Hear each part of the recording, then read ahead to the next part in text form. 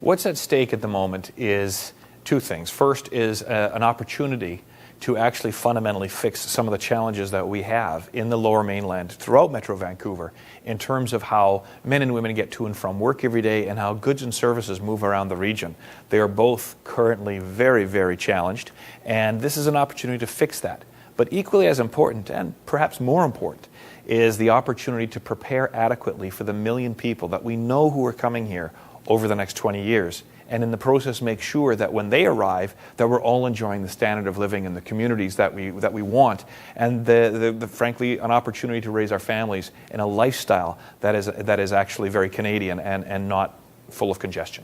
One of the key considerations in this discussion is making sure that when men and women are going to work every day, that they're not commuting for longer than they need to. We all make choices about where we're going to live, and we don't always have the choice to live close to where we're going to work, or we don't want to.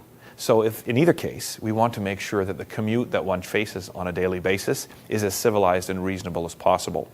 And we saw an experience very recently at the Board of Trade where one of our star employees unfortunately left us simply because the commute from downtown Vancouver to White Rock every single day was such that the demands of her job made it very difficult to have the quality of life back home that she wanted, because she was getting home far too late, effectively having dinner and falling into bed just to get up at 5:30 or 6 the next morning to start it all over again.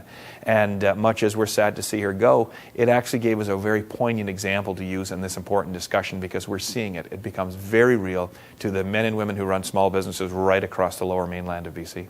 The discussion about transportation and transit in Metro Vancouver has so many elements to it. There's layers of politics in it. There's layers of engineering discussion. You can approach this from an environmental standpoint. You can discuss it from a quality of life or community standpoint. But ultimately, the common denominator that has brought over 140 organizations together to form this coalition is the belief that this is about the communities in which we want to live going forward, and our ability to move around as citizens and as business people, and the goods and services that may entail in the years and decades to come.